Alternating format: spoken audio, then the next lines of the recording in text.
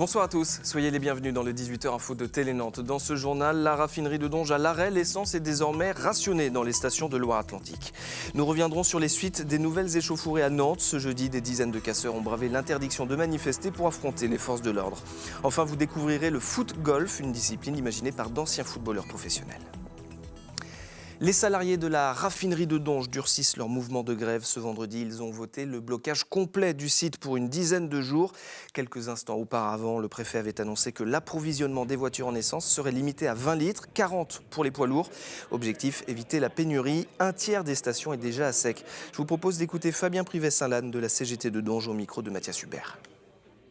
Croyez-moi, les grévistes ne le font pas par plaisir, ils le font pour la défense future des emplois de leurs gosses. Ils le font pour eux, ils le font pour leur famille et ils le feront pour la République. Parce qu'aujourd'hui, on est face à une oligarchie qui n'écoute plus les citoyens et qui est en train de jeter la France dans les bras du Front National, dans les bras de l'extrême droite ou dans les bras de l'abstention. Notre réaction de colère citoyenne, elle est saine pour la France, pour les droits sociaux et pour la République.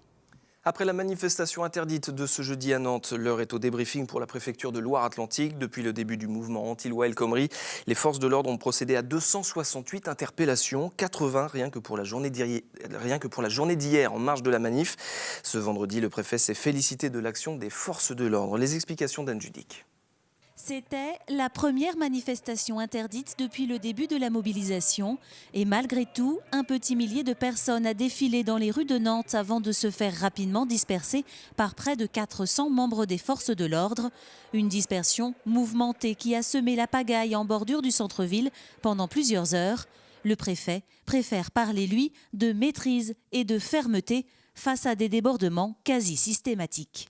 Après un temps court et apaisé, j'ai demandé à ce que l'on disperse ceux qui s'étaient rassemblés.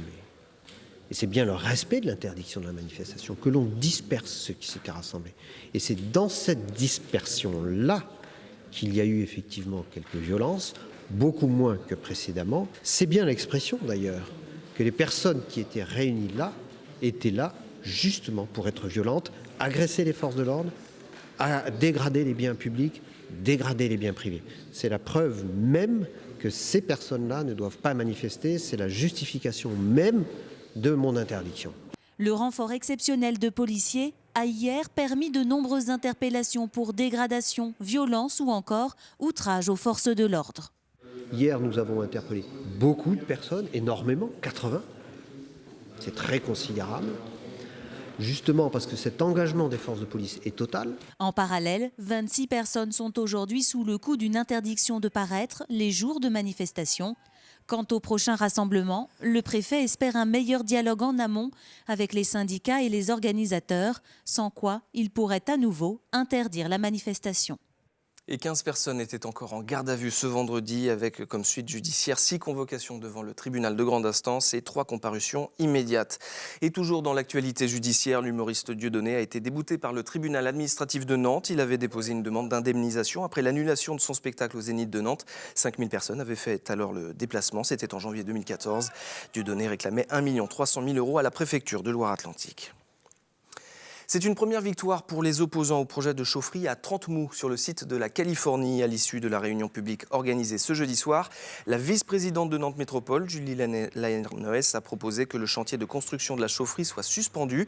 Réunis en association, des riverains craignent pour leur santé et affirment que la chaufferie rejetterait à terme des particules toxiques. Le 26 juin, dans toute la Loire-Atlantique, se tiendra le référendum local sur la question du projet d'aéroport à Notre-Dame-des-Landes. Et jusqu'au scrutin, Télé-Nantes vous informe sur la campagne des opposants et défenseurs du projet. Aujourd'hui, je vous propose d'entendre les pro-aéroports. À Nantes, l'union de la droite et du centre lance sa campagne pour le oui. C'est un reportage de Denis Vanier.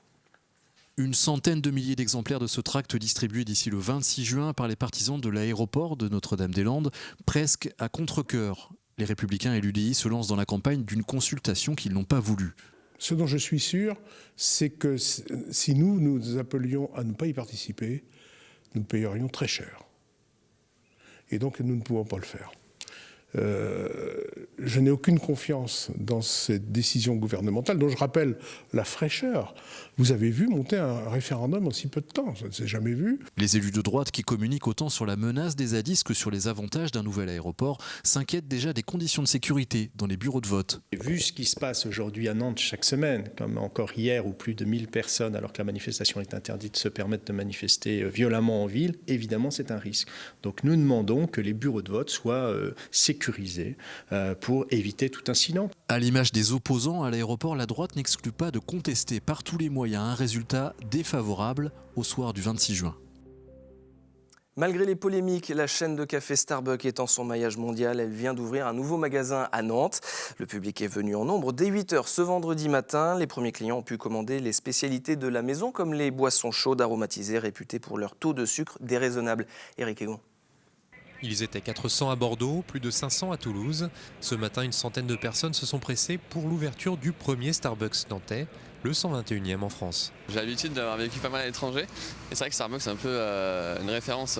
On va bosser, on va y boire un café, un chocolat. C'est assez convivial. C'est le premier arrivé sur Nantes. Donc voilà, c'est comme il était tout le temps sur d'autres régions, sur Paris en l'occurrence. Du coup, c'est pour ça que je suis venue aujourd'hui pour l'ouverture. Vous voulez tester? Voilà, c'est ça. Je veux voir, comme je suis habituée à aller sur Paris, maintenant je vais voir sur Nantes. Pas besoin de faire la route maintenant. J'aime beaucoup les petits cafés de coin. Il y a de bons cafés à Nantes, mais je pense surtout pour la jeune génération. C'est bien que ça arrive à Nantes, quoi. Ça me fait un petit goût de chez moi. L'enseigne américaine a ouvert ses portes à 7h45, un quart d'heure avant l'heure prévue. Les premiers clients impatients sont arrivés dès 6h du matin, et ce, malgré la bruine. Les 150 premiers clients avaient droit à un petit cadeau, leur mug spécial Nantes. Non, il est beau. Il est super. C'est mon chéri qui va être content. On a été les premiers. Les gens sont venus un peu après. Donc, on a attendu sous la pluie, du coup, 2 heures. Et ça vaut le coup?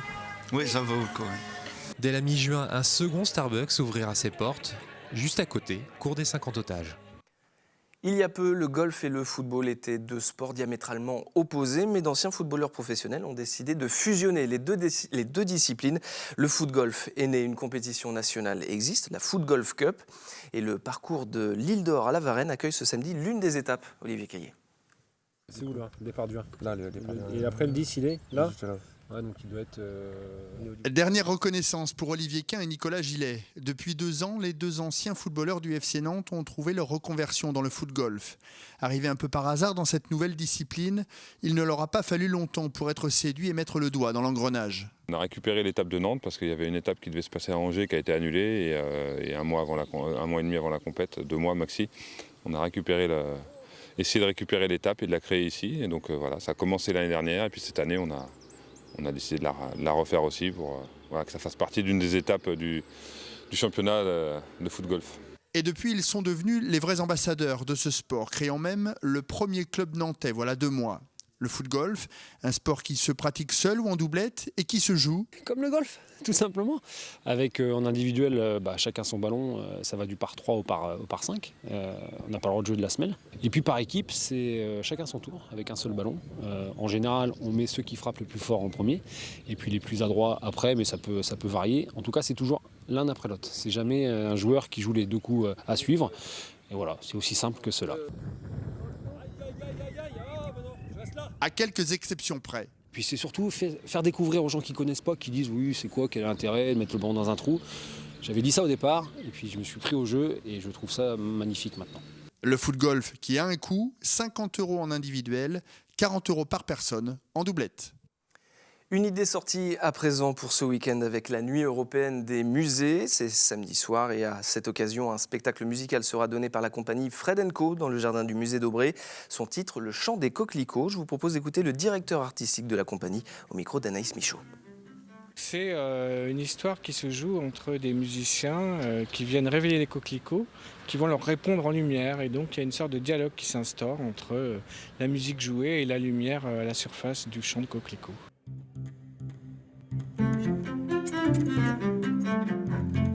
Le coup d'archet du violoncelle ne va pas déclencher le même effet selon qu'il est appuyé ou qu'il est fait doucement. Les gens ils vivent un moment d'émotion assez particulière parce que tout d'un coup la musique devient visuelle.